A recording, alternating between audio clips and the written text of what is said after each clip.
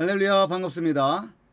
오늘 영상에서는 히브리어 명사 연계형에 관해서 공부를 하는 시간 갖도록 하겠습니다. 이 영상을 이해하기 위해서는 히브리어 명사에 관한 기본적인 지식을 가지고 있어야만 합니다. 그래서 여러분들이 히브리어 명사에 관한 영상을 여러분들이 시청하지 않았으면 그것을 먼저 시청하고 기본적인 지식을 습득한 이후에 이 영상을 보면 그때 이제 도움이 될 것입니다. 만약에 여러분들이 히브리어 명사와 관련된 기본적인 지식을 가지고 있다, 그러면 이 영상을 이제 볼 수 있게 되는 것이죠. 자, 히브리어 명사 연계형, 이게 뭘까요? 일반적으로 이 연결하는 단어 없이 두 명사를 연결하는 형태를 연경이라고 부른다라고 이제 문법책은 설명을 하고 있습니다. 우리가 이제 영어를 보게 되면 영어에서는 물론 두 개 명사, 심지어 세 개의 명사도 어떤 전치사 없이 그냥 붙여서 설명하는 경우도 있죠. 신문과 같은 경우에는 제한된 지면에 여러 단어들을 경제적으로 사용해야 되는 그런 장르이기 때문에 뭐 전치사 빼고 그냥 명사와 명사를 그냥 함께 이렇게 붙여서 사용되어지는 경우도 있습니다만, 일반적으로 두 개 명사, 세 개 명사는 어떤 전치사에 의해서 그 관계를 설명하게 되죠. 예를 들면은 어떤 대학교의 학생이다라고 하는 거를 이제 표현하기 위해서는 the student of the university라고 이제 이야기를 하게 되겠죠. 그래서 이렇게 the student of the university 이렇게 표현을 할 겁니다. 여기서 여러분들이 보는 것처럼 여기에 대학이라고 하는 명사, 그 다음에 student라고 하는 명사, 그 사이에 뭐가 놓여져 있냐면 여기 of라고 하는 전치사가 놓여져 있습니다. 이 of라고 하는 전치사가 놓여짐으로 인해서 이 student라고 하는 단어와 명사와 the university라고 하는 명사가 어떤 관계에 놓여 있는가를 설명을 하게 되는 것이죠. 그런데 히브리어에는 이와 같은 방식으로 표현하지 않는다라고 하는 거예요. 명사와 명사 사이에 어떤 전치사도 놓이지 않고 그냥 곧바로 명사, 명사, 명사, 명사 이와 같은 형식으로 사용이 되어진다라고 하는 겁니다. 여기 앞에 세 개의 예를 제가 지금 가지고 나왔습니다. 한번 보겠습니다. 이게 콜 하이시라고 되어 있어요. 콜 보게 되면 이거 소리를 의미하는 명사죠. 콜 하면 이 소리, 품사는 명사예요. 하이시 여기 되어 있습니다. 요거는 관사, 즉 정관사 하가 붙어 있기는 하지만 그래도 품사는 뭐예요? 명사이죠. 그러니까 명사와 명사가 그 사이에 어떤 것도 놓여지지 않은 상태에서 그대로 사용되어진다라고 하는 겁니다. 그런데 이거를 어떻게 해석을 하냐면 그 남자의 소리 이렇게 해석을 한다라고 하는 거예요. 그 사이에 전치사가 없음에도 불구하고 그와 같은 의미를 갖는다라고 하는 거죠. 두 번째 예를 한번 볼까요? 멜렉, 이거 왕을 의미하는 명사죠. 왕, 명사. 하아레츠라고 되어 있습니다. 요거는 땅, 정관사가 붙어 있기는 합니다만 여하튼간에 요거 땅을 의미하는 명사다라고 하는 거예요. 명사와 명사가 연이어서 나오고 있습니다. 어떤 전치사도 없어요. 그러나 히브리어에는 이렇게 명사 두 개가 연달아 나옴에도 불구하고 그 두 개의 명사가 연결되어 있다라고 하는 의미를 전달합니다. 그래서 이거와 같은 경우에는 그 땅의 왕을 의미합니다. 여기 나와 있는 것처럼 그 땅의 왕, 엄밀한 의미에서 그 땅의 그 왕을 의미하죠. 이건 뭐 번역과 관련된 내용들은 우리가 이따가 더 자세하게 살펴볼 거예요. 지금은 명사와 명사 사이에 아무것도 놓여지지 않음에도 불구하고 의미가 형성이 된다라고 하는 것을 여러분들이 살펴보면 좋을 것 같습니다. 여기 에베드라고 세 번째 예는 여기 에베드라고 하는 단어와 하멜렉이라고 하는 단어가 나와 있습니다. 에베드는 종이라고 하는 뜻을 갖고 있는 명사, 하멜렉이라고 하는 것은 왕을 의미하는 명사. 그렇죠? 명사가 연이어서 나오고 있습니다. 뭐 없이, 전치사 없이 요거 사이에 오브라고 하는 전치사가 놓인다든지 여러분들이 전치사와 관련된 내용들을 여러분들이 공부를 했으면 뭐 빼라든지 레라든지 캐라든지 그죠? 이와 같은 전치사가 여기 왕 앞에 붙여서 사용되어질 수도 있겠지만 그렇게 사용하지 않더라라고 하는 겁니다. 그런데도 이와 같이 쓰이게 되면 그 왕의 종 혹은 그 왕의 그 종을 의미한다 라고 하는 겁니다. 이것이 히브리어에 있는 아주 굉장히 독특한 형식이다라고 우리가 볼 수가 있겠습니다. 여기 나와 있는 것처럼 그러면 우리가 이제 명사가 여러 개가 이렇게 연이어서 나온다고 했었을 때 그것을 가리키는 명칭이 있으면 좀 공부하는데 더 선명하게 공부할 수 있겠죠. 이렇게 명사가 두 개가 연이어서 나온다고 했었을 때 이게 첫 번째 명사의 연계형이다라고 부릅니다. 연계형이라고 그러고, 그 다음 두 번째 연이어서 나오는 요 명사, 두 번째 나오는 명사를 명사의 절대형이다라고 말을 합니다. 그러니까 두 개가 나왔을 경우를 말하는 거예요. 여기처럼 명사가 두 개가 나올 경우에는 첫 번째 명사를 뭐라고 부른다? 명사 연계형이라고 말을 하고, 그 이어서 나오는 명사를 명사의 절대형이라고 부른다라고 하는 것이죠. 그런데 이렇게 명사와 명사 이 두 개의 명사만 연이어서 나오느냐? 흥미롭게도 그렇지가 않은 거예요. 히브리어를 보게 되면 두 개, 세 개 이상으로 여러 개의 명사들이 연이어서 등장을 하고 있는 것을 볼 수가 있습니다. 자, 그럴 때 여기 나와 있는 것처럼 맨 마지막만 절대형으로 사용이 되어지고 그 앞에 나오는 명사가 몇 개가 되었던 연계형으로 사용되어진다라고 하는 거예요. 이게 이제 우리가 그 명사의 연계형을 공부할 때 우리가 분명하게 해야 되는 지점입니다. 두 개의 명사가 나온다고 했었을 때는 맨 마지막 두 번째 그 명사가 절대형이고 그 앞에 있는 것은 연계형이다. 그리고 여러 개의 명사들이 연이어서 등장을 한다고 했었을 때 마지막 명사만 절대형이고 그 앞에 나오는 명사들은 연계형이다라고 하는 거죠. 그래서 우리가 앞에서 살펴봤던 요 세 개의 예 같은 경우에는 이게 두 개의 명사가 사용이 되어졌잖아요. 그러면 여기서 연계형은 어떤 거예요? 요거는 연계형, 요거는 절대형, 요거는 첫 번째로 나왔기 때문에 연계형, 요거는 절대형. 요 두 개, 요거 세 번째 예 같은 경우는 요게 연계형, 요게 절대형 이렇게 되는 것이죠. 두 개의 명사만 연달아서 나오기 때문에 그렇습니다. 그런데 이 연계형이 한정이 되는 경우가 있어요. 그것은 어떤 것에 의해서 우리가 결정이 되냐 하면 여기 맨 마지막에 나와 있는 이 명사가 한정되면 이 앞에 나와 있는 명사들도 한정됩니다. 다시 한번 말씀드리면 여러 개의 명사들이 연이어서 등장을 할 때 맨 마지막에 나오는 명사가 한정이 되면 이것이 절대형이 한정이 되면 그 앞에 나와 있는 여기 명사의 연계형들도 다 한정된다라고 하는 거예요. 이것을 여러분들이 기억을 하면 돼요. 그런데 이 한정되는 경우가 세 가지가 있습니다. 첫 번째는 절대형이 관사를 가지고 있을 경우, 두 번째는 절대형이 대명사, 전미사를 가지고 있을 경우, 세 번째는 절대형이 고유명사일 경우, 그럴 경우에는 연계형도 다 한정된다라고 하는 겁니다. 자, 여기 예를 한번 볼까요? 여기 1번의 예를 보게 되면 에베드 멜렉이라고 되어 있습니다. 에베드는 종을 의미하죠. 종을 의미하는 명사, 그 다음에 멜렉은 왕을 의미하는 명사입니다. 그죠? 그런데 여기서 그러면 어떤 것이 절대형이고 어떤 것이 연계형이에요? 요게 연계형이죠. 첫 번째 나오는 것이 연계형이고 두 번째 나오는 것이 절대형입니다. 두 번째이자 마지막 나오는 멜렉이 절대형입니다.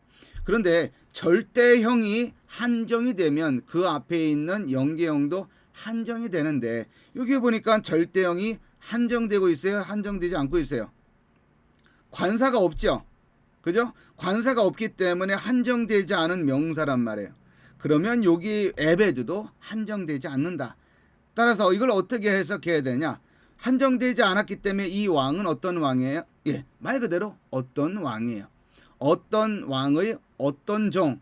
이 왕을 어떤 왕인지 우리가 특정할 수가 없다라고 하는 거죠. 그래서 어떤 왕의 어떤 종 이런 것을 의미한다. 두 번째 멜렉 에레츠 이렇게 되어 있어요. 멜렉 에레츠 이 두 개의 명사 가운데 어떤 것이 연계형이고 어떤 것이 절대형이에요. 그렇죠? 이거 첫 번째 나오는 것이 연계형이고 두 번째이자 마지막에 나오는 에레츠가 절대형이죠. 절대형. 두 개 다 명사. 자, 이런 경우 이 에레츠라고 하는 단어 앞에 관사가 들어가 있지 않죠. 따라서 한정되지 않았습니다. 그러므로 이거 어떻게 해석을 해야 돼요? 어떤 땅의 어떤 왕. 그것을 의미하는 거죠. 이 땅이라고 하는 단어가 한정되지 않았기 때문에 특정되지 않았기 때문에 그것이 어떤 땅인지 우리는 알 수가 없습니다. 그래서 어떻게 해석을 해야 돼요? 어떤 땅, 어느 땅. 그죠? 우리가 알 수가 없으니까요. 어느 땅의 그 어느 땅인지 알 수 없으니 그 왕도 우리가 특정할 수 없다. 그래서 어떤 땅의 어떤 왕 이렇게 해석할 수밖에 없다라고 하는 겁니다. 세 번째 예, 콜, 이쉬 이렇게 되어 있습니다. 콜 소리를 의미하는 명사, 그죠? 명사. 이쉬 남자를 의미하는 명사. 어떤 것이 절대형이고 어떤 것이 연계형? 연계형이에요. 첫 번째 나오는 것이 연계형, 두 번째이자 마지막에 나오는 이 이쉬가 절대형이죠. 근데 절대형의 관사가 없기 때문에 한정되지 않은 명사다. 남자이긴 남자인데 어떤 남자인지 우리가 알 수 없다. 어떤 남자 이렇게 해석할 수밖에 없는 거죠. 어떤 남자의 소리 이거예요. 어떤 남자를 알 수 없기 때문에 어떤 남자인지 알 수 없기 때문에 그 소리도 우리가 특정할 수 없는 겁니다. 그래서 어떤 남자의 어떤 소리 이렇게 해석을 한다라고 하는 겁니다. 자, 요 세 가지 예 같은 경우에는 어때요? 한정되지가 않은 거예요. 그죠? 관사가 붙어 있지 않기 때문에 한정되지 않았습니다. 즉 절대형에 한정되지 않았기 때문에 그 앞에 나와 있는 연계형도 한정되지 않는다. 그런데 여기 밑에 나와 있는 거 세 개의 예를 한번 볼까요? 에베드, 하, 멜렉 이렇게 되어 있습니다. 에베드 종을 의미하는 명사, 그죠? 하, 멜렉 관사가 붙어 있는 왕, 그죠? 왕을 의미하죠. 이것도 그러나 명사입니다. 여기서 연계형은 어떤 거예요? 요게 연계형, 요게 절대형이죠. 그런데 절대형에 뭐가 붙어 있어요? 관사가 붙어 있죠. 관사가 붙어 있으면 한정된다라고 하는 것을 말하는 거잖아요. 그러면 이걸 어떻게 해석해야 돼요? 그 왕의 그 종 이렇게 되는 거예요. 물론 그 우리나라 말로 우리가 옮길 때 그 왕의 그 종 하면은 여기서 그가 중복이 되니까 좀 표현이 뻑뻑하죠. 그러니까 그 왕의 종 이렇게 해도 충분히 우리가 의미를 전달한다라고 볼 수가 있습니다. 그런데 이제 엄밀한 의미에서 우리가 번역을 한다고 했을 때 그 왕의 그 종 이것이 맞다. 명사 즉 절대형이 관사를 갖고 있을 때 연계형도 한정된다. 여기 볼까요? 멜렉 하아렛 이렇게 되어 있습니다. 멜렉 왕을 의미하는 명사, 하아렛 관사를 가지고 있는 명사, 그죠?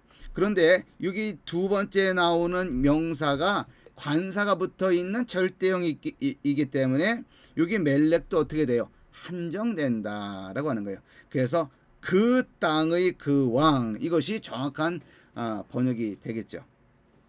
세 번째 예를 볼까요? 콜 하이시 콜은 소리를 의미하는 명사, 하이시 관사가 있지만 남자를 의미하는 명사, 명사와 명사가 함께 있는데 여기 절대형에 뭐가 붙어 있어요? 절대형에 관사가 붙어 있죠. 그죠? 관사가 절대형에 관사가 붙어 있을 경우는 연계형도 한정된다. 그러면 번역을 어떻게 해야 돼요? 그 남자의 그 소리 이렇게 하는 것이 정확하게 해석하는 것이다 라고 볼 수 있습니다. 자, 그래서 절대형이 관사를 가지고 있는 경우 연계형도 한정된다라고 하는 것을 여러분들이 기억을 해야 되고, 두 번째는 여기 절대형이 대명사 전미사를 가지고 있을 경우, 그럴 경우에는 이 연계형도 한정된다라고 하는 거예요. 한정된다라고 하는 것은 무엇인가를 특정하고 범위를 정해서 규정하는 거죠. 그래서 여기 보게 되면 아브라함, 여기 아브라함이라고 하는 표현이 있습니다. 여기서 아브라함. 근데 여기 두 개의 명사가 있는데 이것도 명사, 이것도 명사예요. 그런데 여기를 보게 되면 그러면 여기서는 뭐가 연계형이에요? 요게 연계형이고 요게 절대형이죠. 그죠? 자, 그러면 여기 보게 되면 아브라함이라고 하는 것은 뭐예요? 사람 이름이잖아요. 사람 이름. 고유명사이죠. 고유명사. 그죠? 고유명사. 아까 여기 이게 세 번째 예가 되는 거죠. 세 번째 절대형의 고유명사일 경우도 그 연경이 한정된다라고 이제 되는 건데, 여기 보면 아브라함, 이 아브라함이라고 하는 것이 고유명사이기 때문에 그 앞에는 뭐가 되어야 되는 거예요? 연계형이 어떻게 되어야 된다? 한정된다라고 하는 거예요. 아버지긴 아버지이지만 모든 사람의 아버지라든지 아니면 어떤 특정하지 않은 어떤 아버지를 말하는 것이 아니라 아브라함의 아버지다라고 하는 것을 한정하는 것이죠. 그죠? 그래서 여기 연계형이에요. 여기 아부하게 되면 아버지라고 하는 뜻이고, 이것의 그 연계형이 이 뭐냐면 여기 위에 나와 있는 것처럼 아비예요. 이게 모습이 이렇게 요 단어하고 비슷하죠. 요거는 무슨 뜻이냐 아니면 나의 아버지라는 뜻이에요. 나의 아버지라는 뜻. 요거는 연계형. 그래서 여러분들이 사전을 보게 되면 절대형이 이렇게 쭉 그 단어 목록으로 리스트로 이렇게 쭉 나오죠. 그리고 그 옆에 어떤 정보를 제공해 주냐 하면 연계형이 어떤 모습인지를 설명을 해줘요. 예를 들면 여기 아부라고 한다고 한다면 이 사전을 이렇게 여러분들이 이렇게 보잖아요. 그러면 단어 리스트가 이렇게 있잖아요. 단어 리스트. 그죠? 그 중에 여기가 이제 아부가 있는 거예요. 아버지라고 하는 그런 단어가 이제 있는 거예요. 그러니까 이제 쭉 아버지가 무슨 뜻인지를 설명을 하겠죠. 근데 이제 여기에 뭐라고 나와 있냐면 연계형이라고 해서 연계형은 어떻게 쓴다. 다시 말해서 여기 위에 있는 것처럼 요렇게 쓴다 라고 하는 것을 알려줍니다. 그래서 여러분들이 명사를 공부할 때 명사의 절대형과 그 명사의 연계형을 같이 외우는 것이 좋습니다. 물론 일반적인 몇 가지 원칙들이 있어요. 모음과 관련해서 또 자음이 약간 차이가 나는 부분에 있어서 어떤 규칙들이 있기는 있지만, 대부분 그리고 또 일반적으로 상당 부분 연계형과 절대형이 거의 똑같은 경우가 많이 있습니다. 그래서 사전에서 명사형과 절대형과 연계형이 이렇게 정보가 제공이 되어지면 그것을 같이 외워두는 것이 좋습니다. 그래서 이 단어가 연계형으로 쓸 때는 이러한 모습으로 쓰는구나 라고 하는 것을 기억을 해두는 거죠. 다시 말해서 아비와 같은 요거는 아버지를 의미하는 이 단어는 연계형의 모습인 거예요. 연계형. 그래서 고유 명사에 의해서 수식이 되기 때문에 이 단어도, 즉 아버지도 한정된다라고 하는 것을 말하는 겁니다. 두 번째는 뭐예요? 절대형의 대명사 전미사를 가지고 있을 경우이죠. 여기 베이트라고 하는 집, 이게요 명사입니다. 그 다음에 말키라고 되어 있어요. 말키, 이거는 왕이라는 뜻이죠. 근데 원래는 이것도 이제 명사고요. 요거는 연계형, 요거는 절대형이죠. 근데 이제 말키 같은 경우에 원래는 어근이 뭐예요? 멜레크죠. 멜레크. 왕을 의미하는 단어죠. 그런데 여기에서 요거 히렉 요드는 뭐냐면 인칭 대명사예요. 대명사 전미사라고도 얘기를 하죠. 나의 이런 뜻이에요. 나의. 그러니까 대명사 전미사 미, 즉 히렉 요드에 의해서 이 멜렉이라고 하는 이 명사가 이미 한정되고 있는 거예요. 너의 왕도 아니고 그의 왕도 아니고 어떤 알 수 없는 사람의 왕을 말하는 것이 아니라 나의 왕이라고 하는, 즉 왕 자체가 나의라고 하는 이 대명사 전미사에 의해서 한정이 되고 있기 때문에 영계형도 한정된다. 그러니까 누구의 집이 아니라 나의 왕의 집이다라고 하는 것을 선명하게 보여주고 있죠. 여기서 이 단어 같은 경우에도 파이트가 집을 의미하는 단어인데 이것의 연계형이 뭐예요? 페이트라고 하는 단어입니다. 이거는 외워야 돼요. 어떤 특별한 왕도가 없습니다. 여러분들이 이거를 외워야 돼요. 자, 어쨌든 명사가 한정되는 세 가지 경우가 있는데 절대형이 관사를 가지고 있을 경우, 절대형. 두 번째는 절대형이 대명사 전미사를 가지고 있을 경우, 세 번째는 절대형이 고유명사일 경우, 요 세 가지 경우에 한해서 연계형도 한정된다라고 여러분들이 생각을 하면 되겠습니다. 자, 한번 보겠습니다. 예를 한 두 개의 문장을 가지고 나왔는데 요거는 앞서서 우리가 살펴본 이 그림이죠. 명사가 여러 개가 나온다. 그거 명사가 몇 개 나오든지 상관이 없어요. 맨 마지막 단어만 보다 절대형이다. 앞에 나와 있는 명사의 수가 몇 개가 되든 그것은 연계형이다 이거예요. 연계형. 그리고 여기서 명사가 한정이 되면, 즉 절대형이 소유격에 의해서, 즉 대명사 전미사에 의해서 한정되든 고유명사라고 하는 것으로 인해서 한정되든 관사가 붙어서 한정되든 그럴 때 여기 나머지 그 앞에 나와 있는 연계형의 명사들도 한정된다라고 하는 겁니다. 자, 여기 볼까요? 에베드 아히 하멜렉 이렇게 되어 있습니다. 에베드 아히 하멜렉 세 개의 명사가 연이어서 나오고 있죠. 요거 에베드 종을 의미하는 명사입니다. 아히 형을 의미하는 명사입니다. 하멜렉 관사가 붙어 있지만 왕을 의미하는 명사예요. 그러니까 이제 명사 요 세 개의 명사가 연달아 나와 있습니다.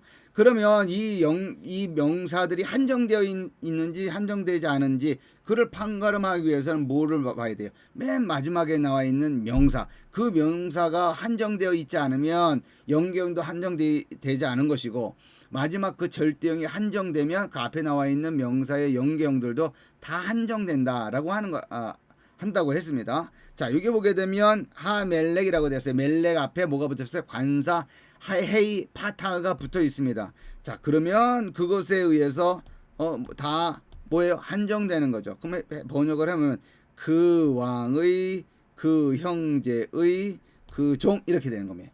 이렇게 되는 거예요. 그 왕의, 그 형제의, 그 종. 여기 아히라고 하는 것도 사실은 여러분들이 헷갈릴 수 있는 단어예요. 원래는 형제 이런 의미를 갖고 있는 이제 사전의 리스트는 뭐예요? 아흐입니다. 근데 여기다가 나의 형이라고 하게 되면 히렉요드만 붙으면 돼요. 히렉요드. 그런데 연계형은 살짝 달라요. 연계형은 여기가 알렘 밑에 하테 파타 이걸로 되어 있다라고 하는 것이죠. 이제 그걸 보고 우리가 확인을 해야 돼요. 종. 그래서 요거 문장 같은 경우에는 여기 맨 마지막에 나와 있는 이 절대형이 한정되기 때문에, 관사가 붙어 있기 때문에 앞에 있는 것도 다 한정이 되어 있는 것으로 번역을 해야 돼요. 그 왕의, 그 종, 그 형제의, 그 종.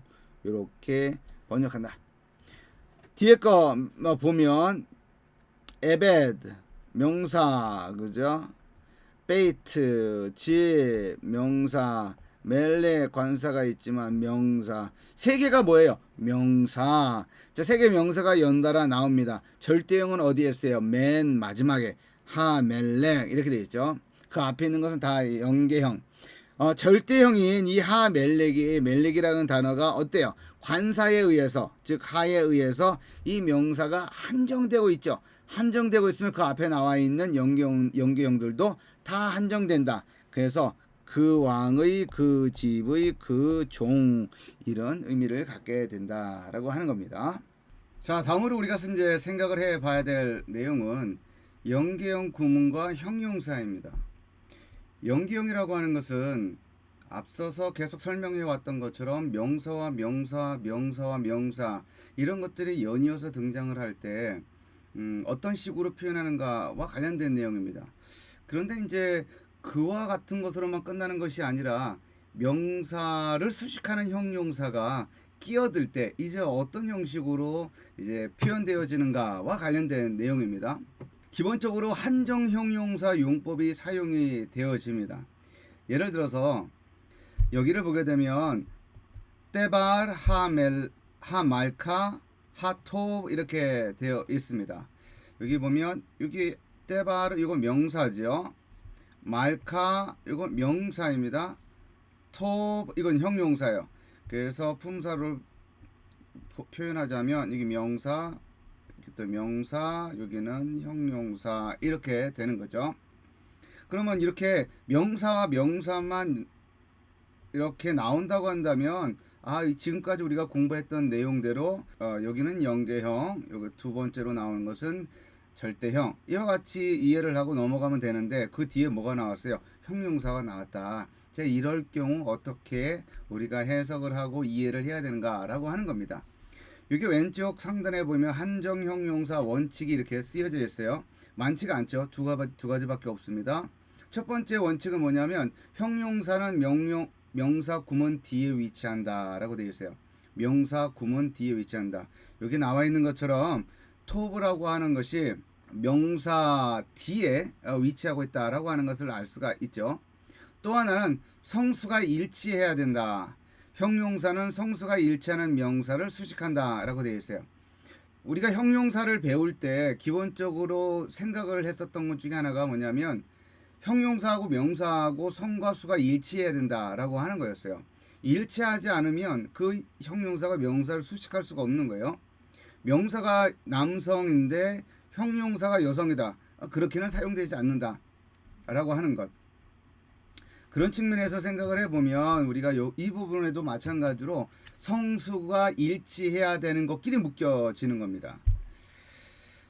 그래서 여기 한번 볼까요? 떼바르 이거는 명사 남성 단수죠. 단수. 하말카 여기 하말카 요거는 뭐예요? 명사인데 여성 단수죠. 토브 하토브 이건 어떨까요? 형용사 남성 단수입니다. 자, 그러면 형용사는 명사 구문 맨 뒤에 위치해 있음에도 불구하고 그 형용사는 자기와 성수가 일치하는 것과 함께 묶여지는 거예요. 위치하고는 상관없이. 그러면 이 형용사 남성 단수인 하토브는 여기 앞에 두 개가 나와 있는 명사 중에 뭐하고 결합이 되는 것이냐 라고 하는 거죠. 요거하고 결합이 되죠. 왜요? 여기는 형용사 남성 단수잖아요. 여기 성수를 따지게 되면 명사 남성 단수, 즉 남성 단수하고 묶여지는 거예요. 여기 가운데 있는 하말카라고 하는 명사의 성은 뭐예요? 여성이죠. 그죠? 따라서 여기 하토브라고 하는 이 형용사는 뭐하고 연결이 되냐면 성수를 고려할 때 이 떼바르하고 연결이 된다라고 하는 겁니다. 그러면 해석을 어떻게 해야 돼요? 좋은 말씀. 여기 이제 좋은이라고 하는 뜻이니까 이 형용사는 뭐를 수식하는 거냐 하면 여기 앞에 나와 있는 떼바르를 수식하게 되는 겁니다. 좋은 말씀. 근데 그 좋은 말씀이 그 절대형이 뭐예요? 하말카죠. 여왕. 그 여왕이에요. 그래서 해석을 해야 되는 건 요거 먼저 해석을 하고 그 좋은 그 여왕의 좋은 말씀, 이런 순서대로 해석을 할 수밖에 없다라고 하는 거죠. 그 밑에 있는 문장을 한번 보겠습니다. 데바르 하말카 하토바 이렇게 되어 있어요. 요거 한번 품사를 이렇게 성분을 한번 분석을 해볼까요? 여기는 남성 단수입니다. 맞죠? 데바르 남성 단수 연기형으로 쓰여져 있어요. 말카 이렇게 되어 있어요. 요거는 뭐예요? 여성 명사이고 여성 단수입니다. 그 다음 나오는 형용사를 보게 되면 하토바 이렇게 되어 있어요. 이건 형용사 여성 단수이죠. 왜요? 카메츠 여기 헤이로 끝나죠. 카메츠 헤이로 끝나는 것은 여성 단수의 전미사이기 때문에 이것만 보고서도 이 형용사가 여성이구나 라고 하는 것을 알 수 있습니다. 자, 그러면 우리가 어떻게 뭐하고 엮여야 돼요? 성수가 일치하는 것끼리 묶어야 되는 거예요. 여성 단수 그러면 이렇게 묶여야 되는구나 라고 하는 거죠. 자, 그럼 해석 순서가 어떻게 돼요? 그 좋은 여왕 이렇게 되죠. 그 좋은 여왕, 그리고 나서 그 좋은 여왕의 말씀, 이와 같은 순서를 따를 수밖에 없다 라고 하는 것을 우리가 반드시 기억을 해야 됩니다. 명사와 명사가 연이어서 등장하는 문구가 있을 때 형용사는 명사 구문 뒤에 위치하게 되는데, 그 형용사는 성수가 일치하는 것끼리 먼저 묶어주고 나서 해석을 진행을 시켜야 된다라고 하는 것. 그 다음 두 번째는 지시형용사 원칙이 있습니다. 지시형용사는 이런 거죠. 지시대명사로도 쓰이고 지시형용사로도 쓰이는 겁니다. 여기다가 이제 지시형용사 이렇게 써보면 지시대명사 남성 단수 이것 지시대명사로 쓰일 경우에는 이제 명사 주어로 쓰이는 거죠. 이것은 이렇게 되는 거고, 지시형용사로 쓰일 경우 어떻게 될까요? 이 건물은 할 때 이 건물을 수식하게 되는 this의 의미를 갖게 된다. 그죠? 이럴 경우에는 이 건물이라고 하는 것을 수식하는 것이기 때문에 지시형용사다라고 말을 합니다. 지시형용사로 쓰일 때는 앞서서 우리가 언급을 했던 그 형용사 용법과 똑같아요. 여하튼 간에 여기서 지시형용사는 뭐가 있어요? 후, 히. 제하고 조트는 이것의 의미를 갖습니다. 단지 차이가 나는 것은 남성과 여성의 차이가 있는 것이고, 그 다음에 후히, 여기는 후히는 저것의 의미예요. that의 의미. 요거는 this의 의미, 요거는 that의 의미죠. 후히, 차이가 나는 것은 후는 남성, 히는 여성, 요런 차이가 있어요. 그 다음에 엘레 남성 여성 똑같습니다. 복수예요. 이거는 these예요. these. 햄마 혹은 헨나 요거는 뭐예요? those. 요런 의미를 갖습니다. 여튼간에 요게 나와 있는 이것들은 지시 대명사로도 쓰이기도 하고 지시 형용사로도 쓰인다. 그런데 지시 형용사가 연이어져서 등장하는 명사들과 함께 쓰일 때 어떻게 되느냐라고 하는 거예요. 이거는 앞에 설명했던 것과 똑같은 내용이에요. 명사 구문 뒤에 이 지시 형용사가 위치한다 라고 하는 거죠. 그리고 성수가 일치해야 되는 거예요. 성수가 일치하는 그런 명사를 수식한다 라고 하는 것을 우리가 기억을 하면 되겠습니다. 자, 여기 한번 볼까요? 에셰트 하이시 하제 이렇게 되어 있습니다. 여기서 하제를 일단 없다고 생각을 하고 앞에 있는 두 명사를 한번 번역을 해볼까요? 에셰트는 여자의 의미를 갖고 있는 이샤의 연계형 명사입니다. 연계형이에요. 에셰트. 그러니까 이거는 이제 명사죠. 명사이고 여성이고, 하이시 이건 남자를 의미하죠. 명사이지만 명사이면서도 남성 단수 이렇게 돼 있어요. 여기는 여성 단수. 그죠? 그래도 여튼간에 여성 명사 뒤에 남성 명사가 나왔다 하더라도 요거는 연계형, 요거는 절대형이에요. 그래서 해석을 할 때 어떻게 해야 돼요? 그 남자의 여자 이렇게 되는 거죠. 자, 그런데 그 뒤에 뭐가 붙어 있어요? 이 지시 형용사가 붙어 있습니다. 근데 지시 형용사의 그 성이 어떻게 돼요? 남성 단수이죠. 남성 단수. 우리가 여기 앞에서 봤던 것처럼 째 있잖아, 째. 이거는 남성 단수죠. 남성 단수. 자, 그래서 여기 째를 보게 되면 앞에 이제 관사가 이제 붙어 있습니다만, 뭐 형용사에도 관사가 붙으니까 보게 되면 남성 단수, 여기도 명사 남성 단수, 여기는 여성 단수잖아요. 그러면 성수가 일치하는 것끼리 먼저 묶어져야 되기 때문에 어떻게 해석이 되는 거예요? 이 남자는 이렇게 되는 거죠. 이 남자. 그리고 그 앞에 연계형 명사가 있기 때문에 이 남자의 여자, 이렇게 해석을 하게 되면 맞습니다. 그 다음 문장을 볼까요? 에셰트 에셰트 하이시 하톱 하째 이렇게 되어 있습니다. 여기 보게 되면 지시 형용사도 나오고 형용사도 나옵니다. 품사를 한번 살펴볼까요? 여기는 여성, 그러니까 명사 여성 단수, 그죠? 하이시는 명사인데 남성 단수, 그렇죠? 하톱 어때요? 형용사인데 남성 단수, 그죠? 하째 이건 어때요? 이것도 남성 단수, 이렇게 되죠. 일단 성수 일치하는 것끼리 먼저 묶어서 설명을 해야 되는 거죠. 이렇게 묶어야 된다. 남성들끼리. 그럼 어떻게 돼요? 이 좋은 남자의 여자, 이와 같은 식으로 해석을 할 수가 있게 된다. 이 좋은 남자의 여자, 이렇게 됩니다. 그래서 연계형 구문과, 즉 명사가 연이어서 나오는 그 표현과 형용사나 지시 형용사가 사용되어질 때 그 위치는 맨 뒤이다라고 하는 것, 그것이 첫 번째로 여러분들이 기억을 해야 될 것이고, 두 번째로 기억해야 될 것은 성수가 일치하는 것끼리 먼저 묶은 다음에 해석을 진행을 시켜야 된다라고 하는 겁니다. 자, 이제 우리가 살펴봐야 될 것들 중에 하나가 뭐냐면 이제 연계형 만드는 법이에요. 연계형 만드는 법. 이게 이 내용이 조금 복잡할 수는 있지만, 그러나 넘어가야 할 산이다라고 생각을 하고, 어려운 내용이 조금 있을 수 있겠으나 어렵다라고 생각하지 말고 쉽다라고 생각을 하고 진행을 해야 된다.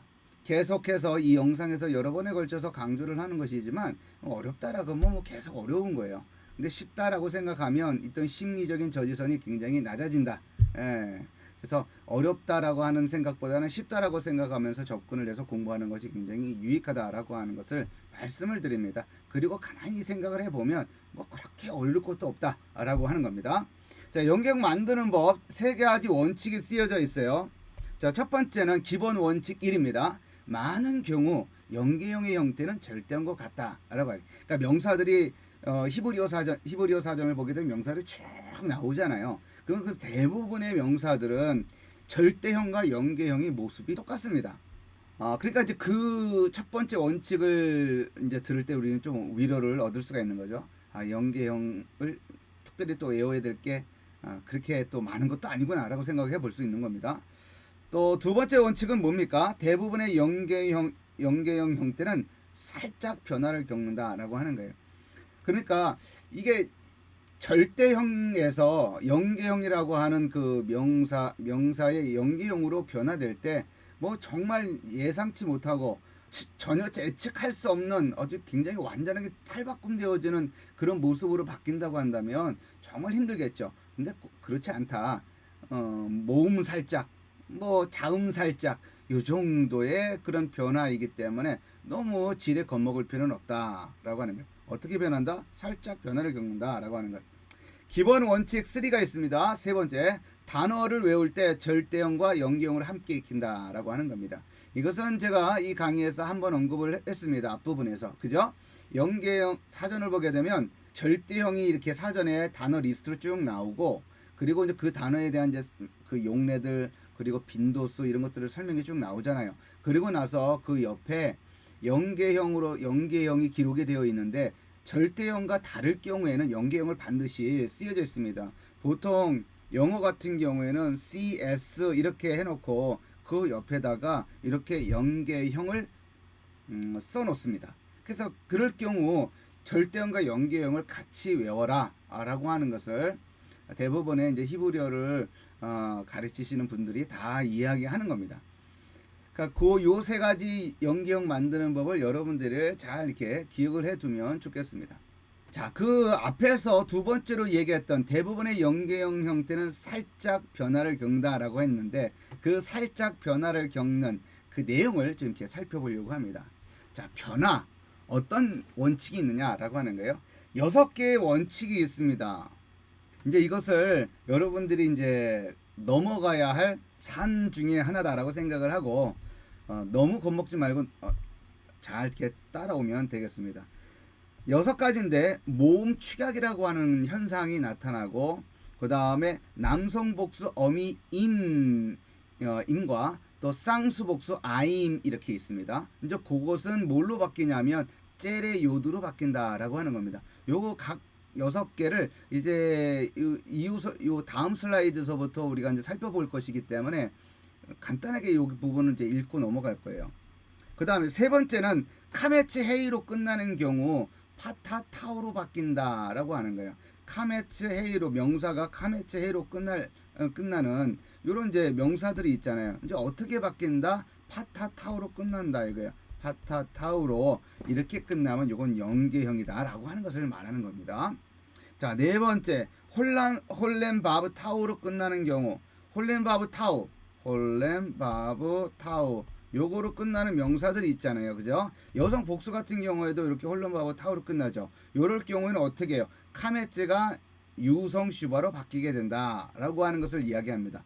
요것에 관한 이제 구체적인 내용들은 뒤에서 이제 살펴볼 거예요. 단음절인 일부 명사에는 힐액 요드를 붙여서 연계형을 만든다. 단음절 뭐 예를 들면 우리가 이제 뒤에서 살펴보겠지만 이렇게 아흐 같은 경우 요 단음절이죠. 단음절 명사입니다. 형을 의미하는 명사이죠. 요럴 경우 힐액 요드를 붙여서 연계형을 만든다라고 하는 것을 말하는 힐액 요드. 그런데 이제 앞부분에 이제 살짝 변화가 이제 하테 파타와 같이 이렇게 변화를 겪는 그런 것도 있긴 있습니다. 일단 그건 다시 또 언급을 하겠어요. 자, 쇄골 명사의 경우는 단수이면 변화가 없지만 복수일 경우에는 남성 복수 명사 규칙을 따른다라고 하는 거예요. 쇄골 명사는 뭐냐? 명사가 이렇게 있는데 쇄골이 하나가 있든지 두 개가 있든지 이런 명사들을 쇄골 명사라고 그러죠. 근데 이 쇄골 명사가 단수일 경우에는 절대형과 연계형이 똑같지만 복수일 경우에는 남성 복수 연계형의 규칙을 따른다라고 하는 것을 말합니다. 자, 이렇게 설명을 했지만 이제 실질적으로 봐야지 여러분들이 이해를 할 수 있을 것 같아요. 자, 한번 보겠습니다. 첫 번째 모음 축약입니다. 모음 축약은 몇 가지 이제 경우가 있어요. 요 네 가지 이제 경우의 수가 나오는데 요거를 하나하나 예를 들어서 한번 살펴보겠습니다. 자, 첫 번째를 보게 되면 연계형의 마지막 음절의 카메츠 혹은 젤레 여기다가 이제 그 혹은이라고 한 말을 쓰면 더 좋게 이해하는데 더 명료할 것 같아요. 카메츠 젤레는 파타우로 바뀐다 이렇게 되어 있어요. 연계형의 마지막 음절의 카메츠 혹은 젤레가 파타우로 바뀐다라고 하는 겁니다. 마지막 음절 여기 보게 되면 미시파트 이렇게 미시파트에서 이 음절을 보게 되면 몇 개의 음절로 구성이 되어 있을까요? 이게 이렇게 두 개의 음절로 구성이 되죠. 미시 이렇게 한 음절, 파트 한 음절.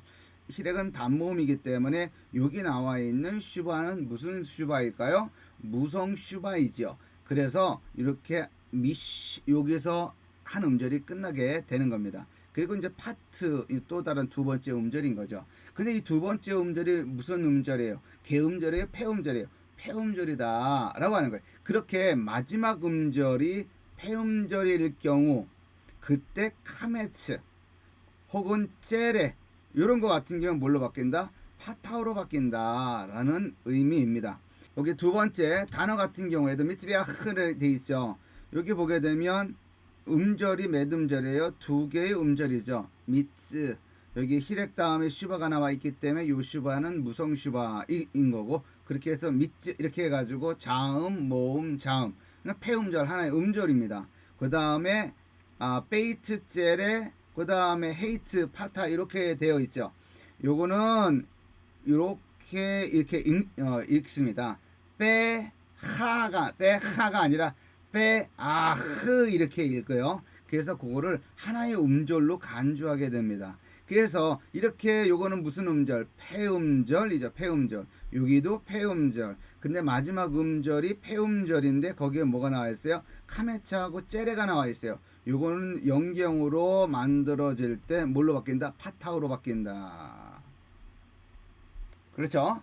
그래서 요거 미시파트 할 때 여기 파타우를 보고서 미츠바흐 거기에서 파타우를 보고서 요거 연경이구나 라고 하는 것을 간파할 수가 있는 것이죠. 자, 두 번째 원칙은 이겁니다. 연계형의 첫 음절, 즉 열린 음절과 악센트를 가지지 않은 경우, 연계형의 그러니까 이 명사의 첫 음절, 여기 따바르 같은 경우 한번 볼까요? 따바르 같은 경우에는 음절이 어떻게 나눠져요? 이렇게 나눠지죠. 레바브 같은 경우에도 이렇게 나눠지죠. 그죠? 자, 요 명사의 첫 음절, 여기 첫 음절, 첫 번째 음절, 여기 레 첫 번째 음절, 여기 첫 번째 음절이 열린 음절이고, 그 다음에 악센트를 가지지 않았다. 이게 악센트, 여기에 따 밑에 뭐 메테흐라든지 요거와 같은 액센트가 없다라고 할 경우, 카메츠와 젤레는 뭘로 바뀐다? 유성 슈바로 바뀐다. 여기 보게 되면 따바르 이렇게 있죠. 따바르가 첫 번째 음절이 개음절이기 때문에, 열린 음절이기 때문에 뭘로 바뀌었어요? 이렇게 슈바로 바뀌었다 라고 하는 거죠. 슈바로 바뀐 거예요. 이게 레 같은 경우에도 열린 음절이죠. 그 열린 음절이 뭐로 바뀌었어요? 슈바로 바뀌었다.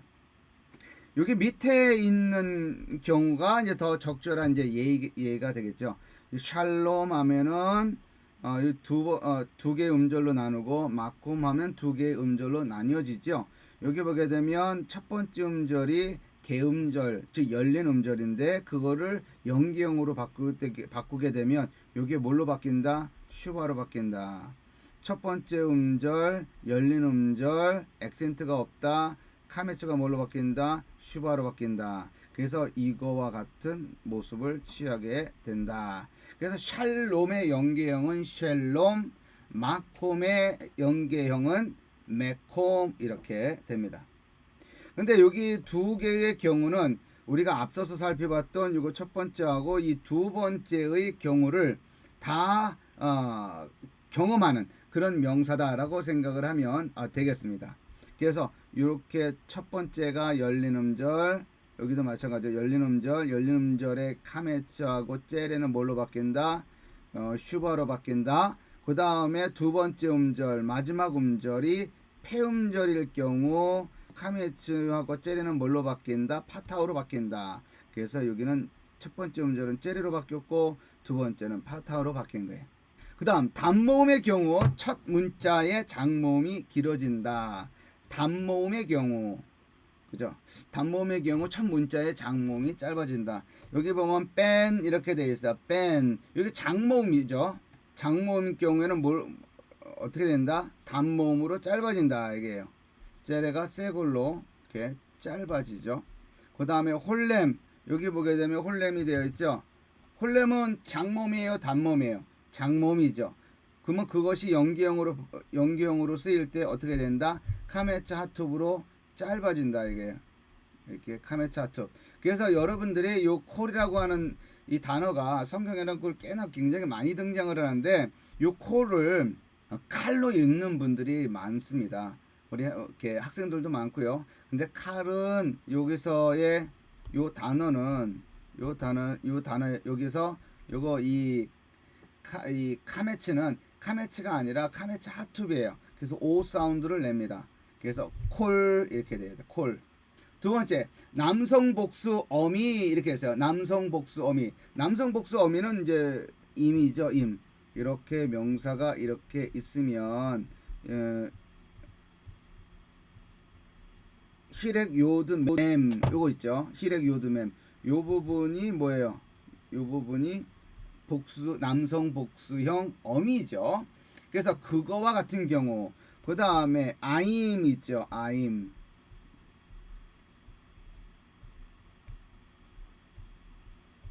이렇게 이거는 쌍수를 나타내는 그런 전미사란 말이죠. 전미사.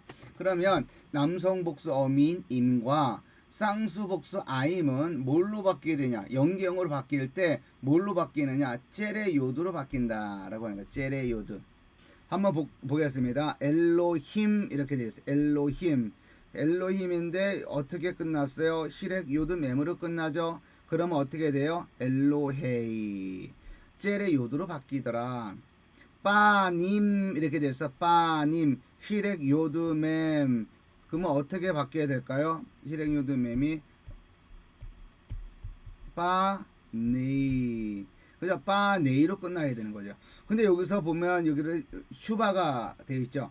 왜 슈바가 되어 있어요? 앞서 우리가 첫 번째 원칙으로 생각했던 것 중에서 첫 번째 내용이 뭐냐면 첫 번째 음절이 열린 음절일 경우 그리고 거기에 카메츠나 째레가 되어 있을 때 그것이 연기형으로 바뀔 때 유성 슈바로 바뀐다라고 했었습니다. 그죠?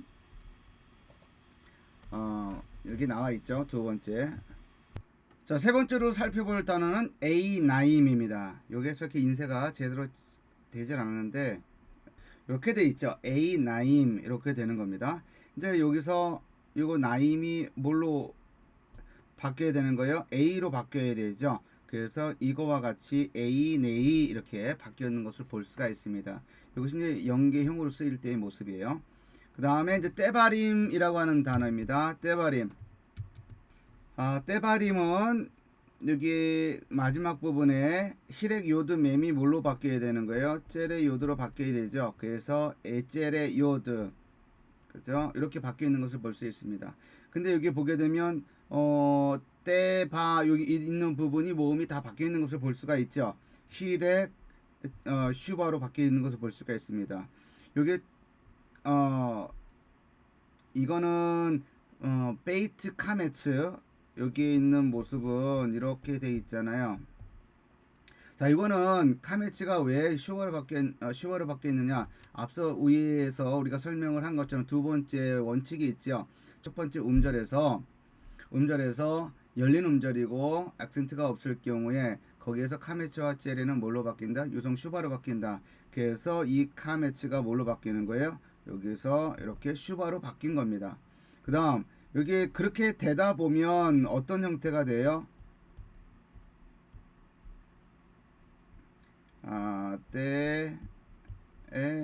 이렇게 된단 말이죠. 그러면 이렇게 젤레가 두 개가 나올 경우는 이 첫 번째 이 슈바는 히렉으로 바뀌는 원칙이 있습니다. 그래서 디브레이가 되는 거예요. 디브레이.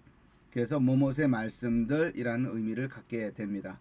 그래서 복수형 전미사 인과 쌍수복수 어미 아임은 연계형으로 바뀌게 될 경우 젤의 요드가 된다라고 하는 것을 기억하면 되겠습니다.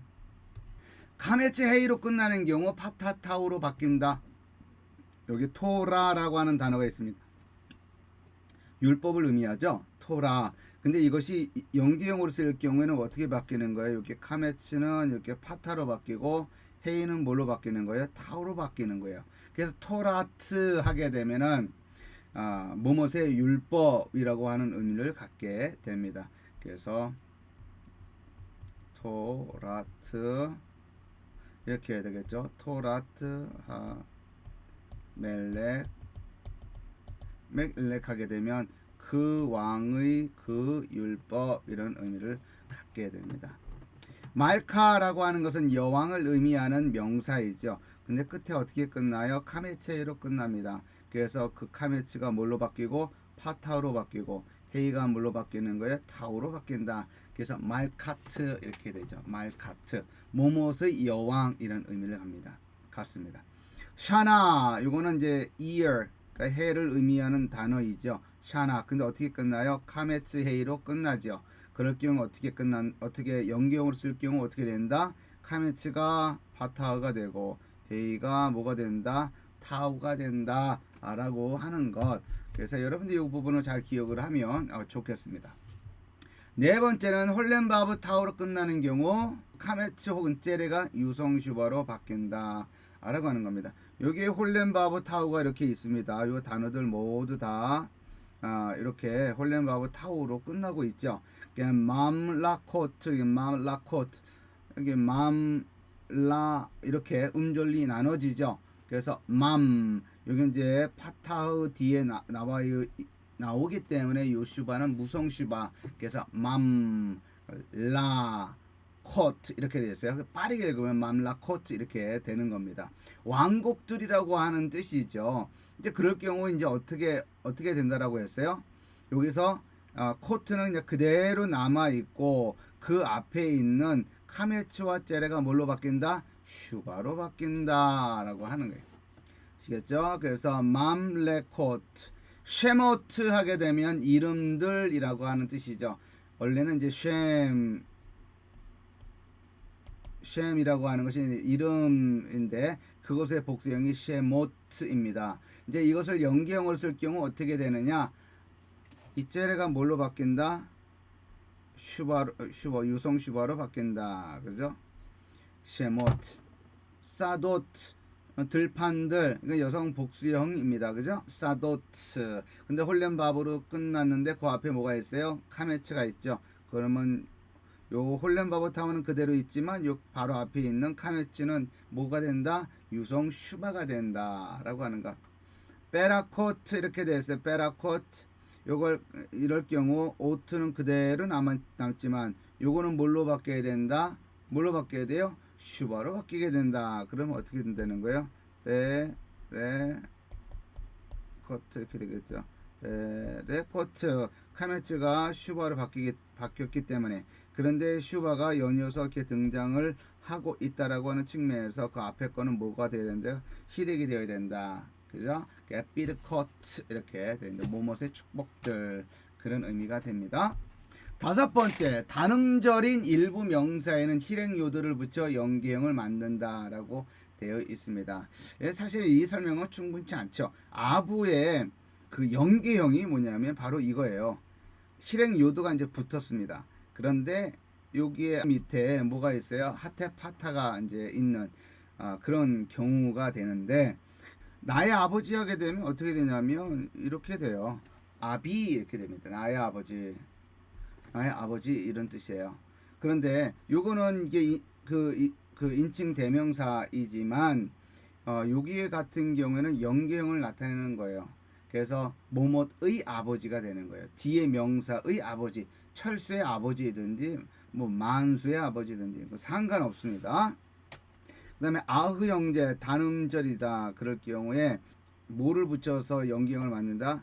실행요도를 붙여서 만든다. 그러나 여기 알렙 후 문자이기 때문에 그 밑에 있는 것은 뭐가 뭘로 바뀌는 거예요? 하테파타로 바뀐다 라고 하는 거.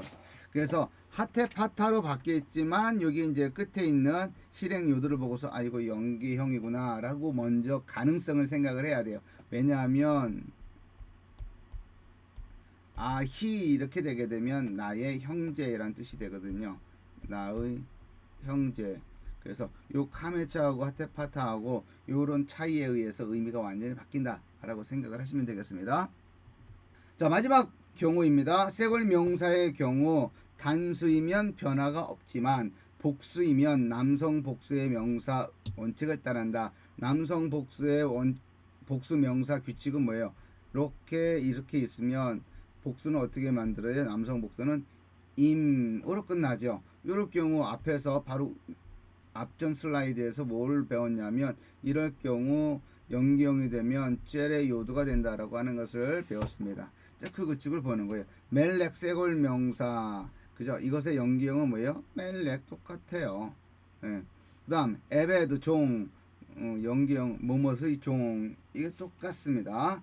자, 근데 멜라킴 이럴 경우에는 어떻게 되는 거예요? 실행요도 맹으로 끝났죠. 멜라킴 왕들이라고 하는 이걸로 있는 명사입니다. 근데 이것이 연기형으로 쓰이게 되면 말케이로 바뀌죠. 말케이. 아바딤 하면은 에베드라고 하는 명사의 복수형입니다. 에베드, 아바딤. 그죠? 근데 그것이 어떻게 변가? 어떻게 바뀌었어요? 아브데이로 바뀌었습니다. 아브데이. 이제 이거는 이 첫 번째 음절 이 그 복수형이 있는 복수형 전미사가 붙어 있는 그 음절 바로 앞에 있는 이 카메츠가 뭘로 바뀐다? 유성 슈바로 바뀐다라고 하는 것을 앞서 공부했습니다. 그래서 아브데이 뭐뭇의 종들 이런 의미를 갖는 겁니다.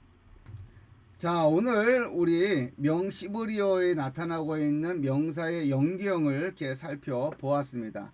그렇게 쉬운 내용은 아니죠. 그렇다고 어려운 내용은 아니에요. 단지 외워야 할 것들이 좀 이렇게 있어서 이렇게 부담으로 다가올 수 있는 내용이긴 합니다만, 부담을 부담으로 여기지 않고, 그 다음에 어려움을 어려움으로 여기지 않고, 그냥 쉽다라고 생각을 하고서 한 단계 한 단계씩 쫓아가다 보면 어느새 일취월장해 있는 여러분들의 실력을 확인할 수 있을 겁니다. 자, 오늘도 긴 영상 여러분 시청해 주셔서 고맙고, 그리고 내용이 유익했다고 한다면 좋아요, 구독, 알람 모두 설정해 주시면 고맙겠습니다. 감사합니다.